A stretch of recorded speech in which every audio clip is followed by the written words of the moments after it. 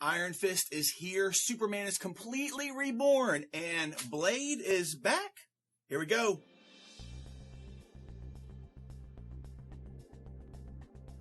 Hello, everyone. Thanks for pressing play. You are watching a brand new episode of Talking Comics, ExcaliburCCGTV. I am Chris. I am Mark. Guys, we are Excalibur Comics, Cards, and Games here in Shreveport, Louisiana, as well as in Texarkana, Texas. You can always find out what's going on with us at our website, ExcaliburCCG.com. And don't forget to follow us on Facebook and Twitter. The links are down below. Guys, every week we talk about the awesome comics that are coming out, and this is a great week for new comics. Yeah, it is. Tons of great stuff coming out. Very good. I'm very excited. We're going to dive into that in a second, but something real big, real mega, and real quick, guys. And grand. Our grand opening mega sale, April 6th through the 9th. Mark, what is that like?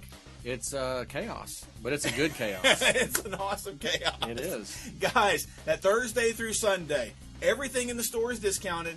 We're going to have some special items here and stuff set up exclusively for our grand opening mega sale that you'll get to see and partake in. No clowns, though. No clowns, but some extra really cool stuff I'm saving as a surprise for when you come. And we're still going to have our progressive discounts on our huge inventory of back issues.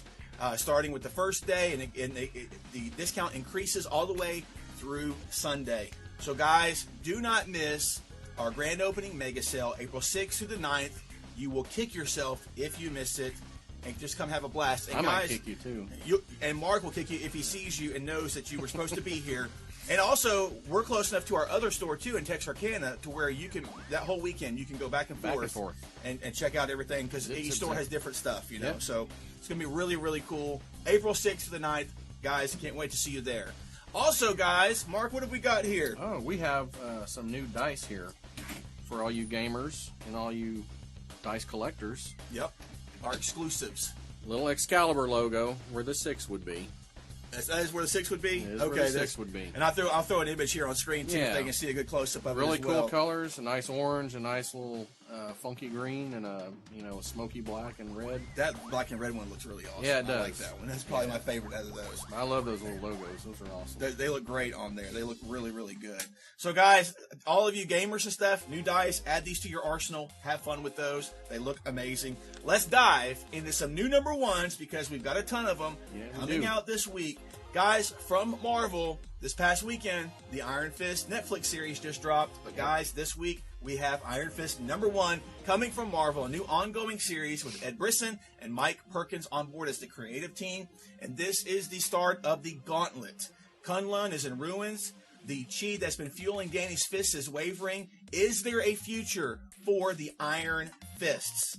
Danny's having to break himself, push himself to the breaking point, and find out what proves his worth and if he is even worthy of the Iron Fist. But there's a bigger fight even coming that dwarfs that. So we'll get to see, starting here, what's happening with the Iron Fist. What's happening with Danny.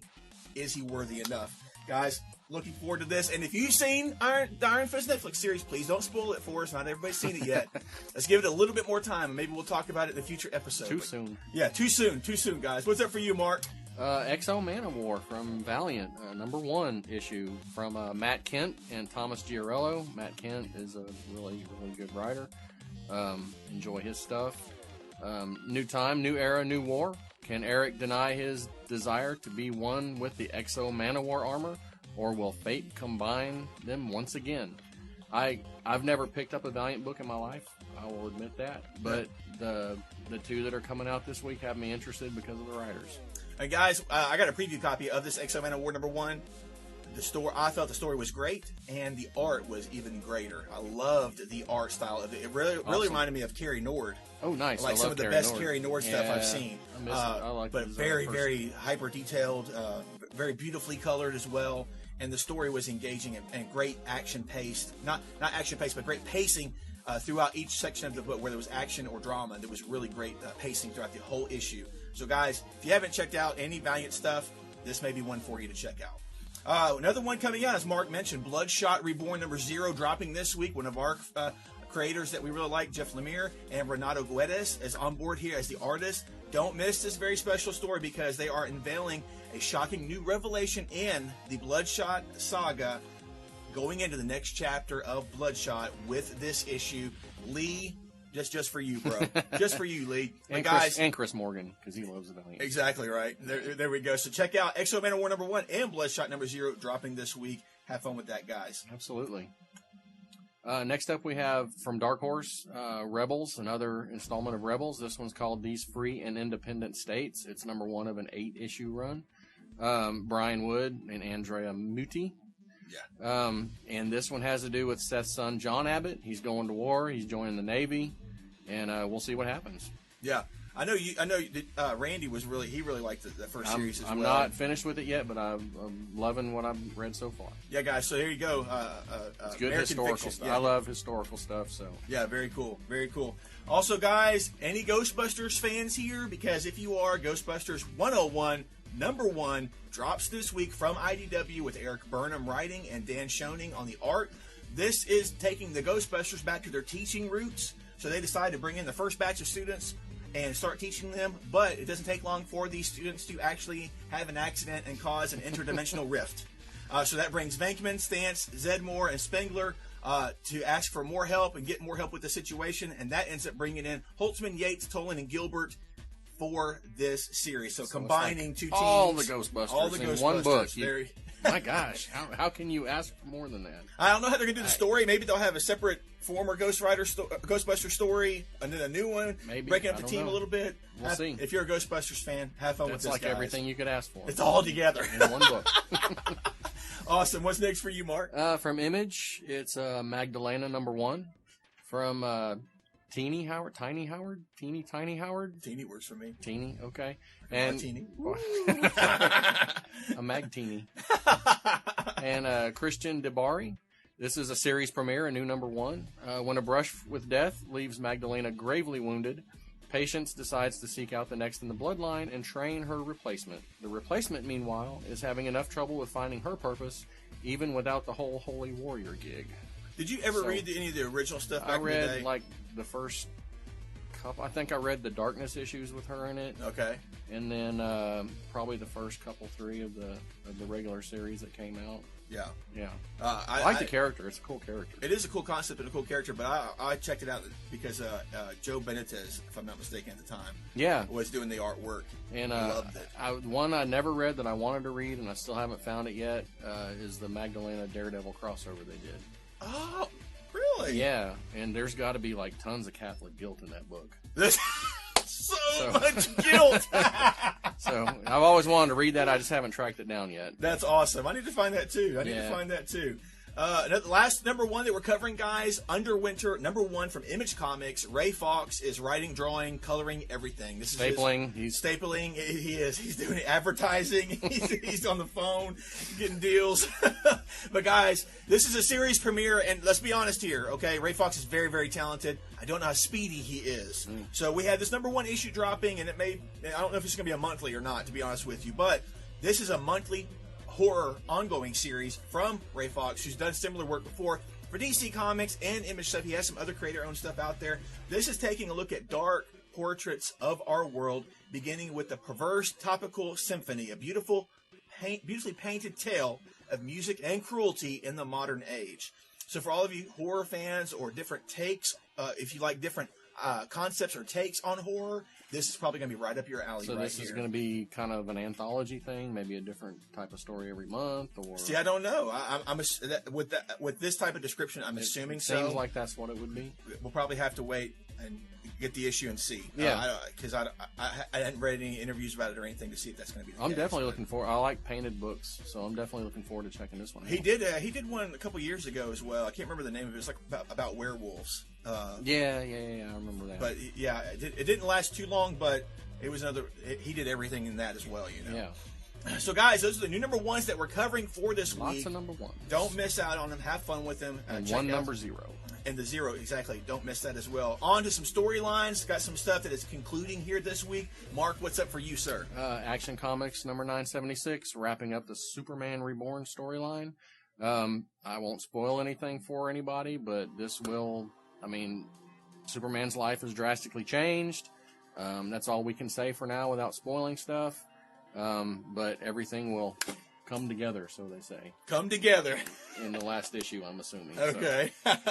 and people do not want the Superman, the Clark Kent, Lois Lane, Jonathan dynamic broken up. No, and I hope they don't do that. Yeah, I hope they don't. I hope they keep that, because that's pretty cool. That really is. And guys, from Marvel Comics, Uncanny Inhumans number 20, that is wrapping up the Inhumans X-Men versus X-Men tie-in. Hopefully, this will be the last issue of that. We'll see. We got a straggler here. But guys, Maximus the Mad has created the recipe for the Terrigen Mists. So will he become a hero to the Inhumans and release it so he can kill all the X-Men? Or maybe he won't do anything at all. Maybe he has another ulterior motive. He's mad, so you don't know. Mad, baby. You just don't know. Hey, have you seen who they've cast for him in the new Inhumans TV series? Game of Thrones dude? Yes, Game of Thrones dude. That looks good. Great choice. Man, that whole cast looks good. It really does.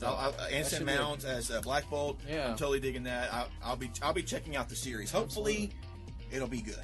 Hopefully it'll be good. I think it will. So, guys, those are wrapping up the storylines for this week.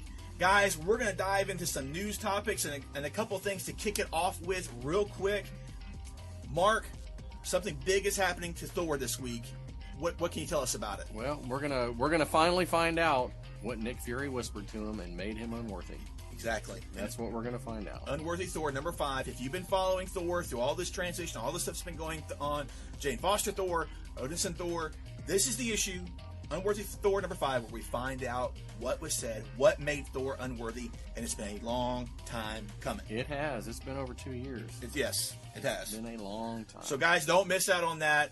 Also, guys, this week over in DC, there is a big thing happening with the Green Lantern Corps. Mark, what is it? It's Kyle Rayner makes his choice. He's going to figure out which ring he wants to wear. Is he going to finger out which? He's going to figure it out.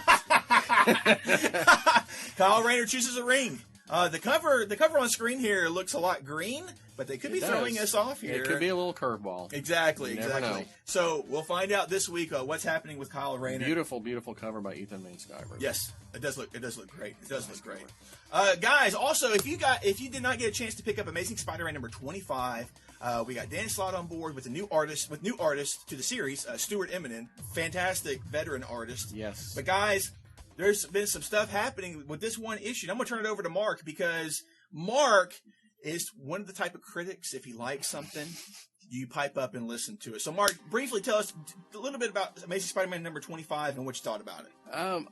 I haven't been reading Spider-Man, well, sporadically, because I'll check it out once in a while. And it just hasn't really been to my liking in a long time. But this issue kind of knocked my socks off. Yes. Cool. The dialogue was great. The action was great. He's got a little dynamic going with Mockingbird that was unexpected but very awesome. And there is a surprise at the end. Somebody that this whole issue, they're going after Norman Osborn to try and take him down for good. But they kind of spoil the plans of somebody else that everybody has thought has been dead for a few years, but is back on the last page. Back? Yep, back. And I won't spoil it. Not back in black. Not back in black. Back in... I won't say it. I won't say it. I won't spoil. That's but awesome. It really is a good issue. I was very pleasantly surprised by it. It's back on my pull list now because I want to find out what happens next. And I want to find out what happens between, Bobby and Peter. Yeah. Because it's kind of a unexpected, cool little possible romance thing going on. That's very cool. And I honestly, and I could be totally wrong here, I don't know when or if Peter has actually dated another superhero or superheroine. Him and Carol Danvers almost went on a date once, really? I think. Yeah. Okay. Yeah, but I don't think they ever made it out. Not that Mockingbird is technically a super, but still, she's that type of person anyway. So, yeah, that should be fun. And with her being introduced into his whole mythos with this newest volume, she's been around long enough now. Kind of makes sense. And I mean, they know each other from the the New Avengers days and all that. So I mean, it's not like totally out of the blue, but it was a surprise, and it was a pleasant surprise. Very cool.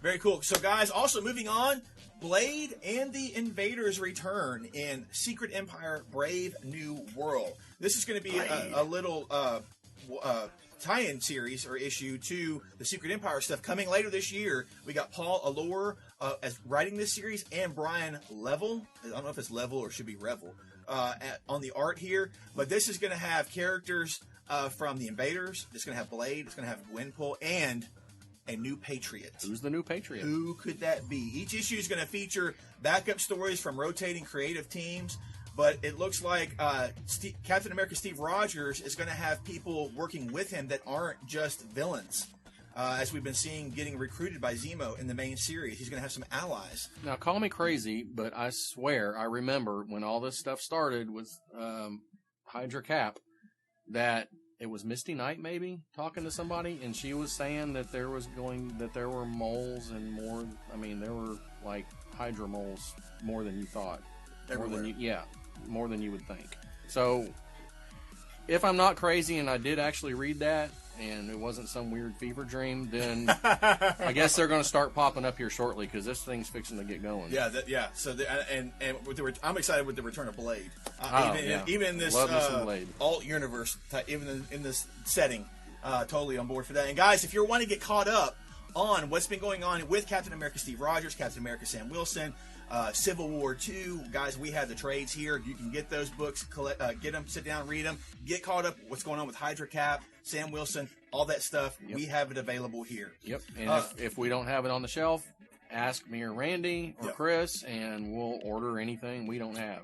We'll get it for you. Yep. Guys, another very interesting and exciting announcement over at DC Comics. We have artist Jepan Sajik coming on board to join the rotating artist team on Aquaman. And man, his stuff's pretty. And I'm putting the art here on the screen. You can see some of his preliminary stuff that's going on right here on the screen. Great looking stuff. Really good looking stuff. Look, great look. What was that remark you made beforehand? Turning him what? Well, they're bringing back the whole long hair and beard thing, and they're turning him. I guess they're going to kind of start turning him Hawaiian, maybe, to match up with the movie. I don't know. He's going to get a tan, or I don't know. But guys, if you haven't been checking out Aquaman, another great DC Rebirth series, solid writing, and solid art team as well. And you have to have solid art for these books that are coming out twice a month. Exactly. So having Sajik come on board here for the art team is amazing as well. And guys, we do have trades of that available here. We have the first Rebirth trade for Aquaman, so you can catch up with what's been going on. Exactly. So guys, have fun with that. Enjoy that. Check it. If you're already on board for Aquaman, don't miss out on what Sajik's going to bring to the table. Another series that I'm looking forward to checking out because it got so much street cred with me with the previous series. But guys, there is a new Darth Vader series coming from Marvel. It's going to be written by Charles Soule with art by Giuseppe Camuncoli. This is going to be launching in June, and the story is supposed to pick up right where the prequel film Revenge of the Sith leaves off, and it's going to be like a Darth Vader Year One. See, that's story. That's the era that I'm really interested in. Cool. Is between, like the last prequel and then the regular first Star Wars movie. Okay. Where, Darth Vader's just coming into his own, and he's becoming Darth Vader. Yeah. And I'm very interested in that era of Star Wars. It's very cool to me. So then I guess technically, because there's supposed to be no Jedi around, and Obi-Wan's in hiding and all that. Right. And, Right. Yeah. So Charles Soule, it's kind of hit or miss for me, but I'm willing to check this out, especially with this type of take, Darth Vader Year One. Yeah, that's cool. The early days are like Mark was saying, coming into his own. And I love Camuncoli's artwork. It's not for everybody, but I do like it. He's been doing stuff on the Flash. He's done all kinds of stuff as well. It's very dynamic, it's very dynamic, kinetic. He's been doing that Green Valley series from Image Comics. That is beautiful. That is great That's artwork. That's a beautiful book. It is. So and he's done other stuff. The artist on Flash is Dion Domenico or something like that. But I'm looking forward to this. And guys, if you didn't check out the previous series, all of that should be collected and traded by now. And I think there may even be an omnibus collection coming. There's two hardcovers, I think. At least one I know of, but I think we have 2 hardcovers. 25 issues of just awesome. Yeah, we've got all the trades and all that, so if you need to catch up, just come by the shop and pick them up. I enjoyed that whole series. It's a great read. It is. It's Vader being Vader. And I know, and if anybody picks it up in the collected editions, I'm jealous because they'll get it all in one fell swoop. Come on. You know it's fun to root for the bad guys sometimes. Because they have the coolest stuff, except for Batman. Batman's got cool stuff. But, the bad guys have the coolest stuff. The coolest of cool stuff. And guys, wrapping up our news section here, Marvel is going to be reviving their old school corner box art on their covers of the comics, starting with Resurrection. Yeah, in a fashion. I mean, it's not going to be the blocky box, but they're sneaking the characters in there, and that's cool. I think it's cool that they're doing that. All this talk about legacy stuff and going back to old numbers and bringing back the old characters and blah blah blah. I think it's kind of it's a cool little nod. Yeah, totally to that. So I liked what I saw on the X-Men stuff. Yeah, and I'm interested to see how they work that in with the other titles. I haven't seen that 25 years. It's been a long time. It's been since the 90s, I think. It was the last time they started using that. They brought it back for a little bit. Okay, and now they've been doing those variants with the Just Go paintings of the box art, the little cover box art. And it was cool because, I mean, when I was a kid reading comics growing up, that Marvel was the only one that did that. Yeah, exactly. That was signature. That was Marvel. Yeah. And in some cases, not in every case, but in some cases, back in the day, the box art would have the faces of like the main characters of that issue, right? Or it would leave a character off, and you're like, oh no, what's happening to that person? Yeah. So I don't know if they're going to revisit that with this new resurrection of the corner box art. But guys, we'll start seeing it here with the new X-Men stuff, the Resurrection stuff coming from Marvel up in the upper corner. I think it's fun. I think it's a great nod, nostalgic, whatever you want to call it. I'm old like that. It doesn't hurt to get nostalgic. It does not. It does not. So guys, we mentioned a lot of this stuff, because number one, we are having our mega sale. That's right. So all this stuff that we've mentioned to you that is available in print and stuff and collected, you could come get during our mega sale. That's right. And save a little bit of money as well. Yeah, whether it's in trades or if you want to just pick up the back issues. Yes, because everything's going to be discounted. Trades, back issue statues, dice, this, that, everything in the store. We might even have a for sale sticker on Randy. Okay? Well, it's possible. It's discounted. We might have to up his discount every day, too. Exactly. So, guys, that brings us to our question of the week, which is going to be a two-parter. We're going to mash together two questions here for you to have fun with and just go wild with. You ready, Mark? I'm ready. First part, what do you think made Thor unworthy? And second part, what ring do you think that Kyle is going to choose this next week? So, guys, there you go. What do you think made Thor unworthy, and what ring do you think Kyle is going to choose? Do you have any speculation? Do you want to add anything? Or you just want to leave it to our viewers and listeners? I'm interested at the comments in this because I've read some funny comments before on what made Thor unworthy. Sizes of certain things. Oh, Lord have mercy. I don't know. I haven't read Thor all the way through since Aaron started, so I don't know what he's got up his sleeve as far as what made him unworthy. I'm sure it's picked up something in one of his issues. I'm sure it's like something that happened, maybe stuff that was in the past, the Viking Thor and all that. Maybe I don't know. I'm sure it'll have something to do. What if it's tied to the hammer? Well, that could be too, since they made the hammer sentient and all that. Yeah, they had that one issue explaining how the hammer came into being. And it's a person. Yeah, and that was really weird, but yeah. I mean, it's not a person, it's a sentient presence. Being, a sentient being that chose Jane Foster. Yes, exactly. So I was kind of thinking like if the hammer was like in love with Jane Foster, and Thor maybe cheated on her, and the hammer said you're not, you're done. But I don't know. I as far as the ring goes, I think Kyle's going to go with classic green. You think so? I think he will. It's what he knows. It's what he should be. And I really hope that a book spins out of it because I like Kyle. Do you? I really do because I like Hal Jordan, and I read some of them as a kid, but in the 90s when I kind of had given up on Marvel a little bit, I was picking up more DC stuff, and Kyle was the Green Lantern then. Right. And I liked him a lot. I thought it was a fun character, and so I'm kind of hoping he goes. But whatever it is, if he chooses pink, orange, blue, whatever colors there are, I'll still get a book with Kyle in it. Yeah, check it out regardless. Yeah, I don't know, man. I guess I could see him going to green, but it's like, do we need that many green? That's true. Lanterns? I mean, and it is kind of obvious on the cover, so it could be a swerve. So I don't know. I like to see him do something else. I like to see him do something else, different color. That would be cool. I'd like to see him. I want to see him rage with the Reds. I was kind of thinking of that. Does he have it in him? Does he? Is that a part of him? Is it buried deep? I don't know. I'm not super familiar with Kyle Rayner, but so there we go. He's not a very rageful character. Or at So least it maybe wasn't you would when I go was with reading. like the love or the hope or Maybe hope. possibly. Probably not like the total pacifist blue thing. Isn't that the pacifist one, the blue ones that just kind of sit around and chant? Oh. But I think you're right. They'll let us know. You guys will let us know in the comments. Yeah. So, guys, there we go. Have fun with that. What do you think made Thor unworthy, and what ring do you think Kyle is going to choose? What ring do you think do you want him to choose? Yeah. Have fun with that. Yeah, have fun with the comments below. Let's have a conversation about it and talk to us. What new number ones you getting? What excites you about these news stories that we've talked about for you? These new series and changes that are coming. Let's have a discussion about that in the comments below. Don't miss out on that. That wraps up for this week, man. There's a lot of stuff that we've covered. Yeah, it was a big week. It was completely opposite of last week. I know, right? Last week was pretty slow. It was, yeah. We were kind of. We were kind of stretching and reaching for stuff to talk about, but this week was a big week. It's nice to have this. It's going to keep ramping up towards the summer with all the events and all exactly. that. So, yeah, we still got so much stuff coming. Oh yeah. So there we go, guys. That's it for this week. Anything else to add, sir? I'm good. I'm done. Stick a fork in you. I'm a Blue Lantern at peace, and I'm just going to sit here and chant. While he's chanting, guys, Oh. read some great comics. Leave us some fantastic comments down below, and we will see you in our next video and to our soon coming mega sale. Yes. Very soon, guys. Take care. Thanks for watching. Later. Peace out.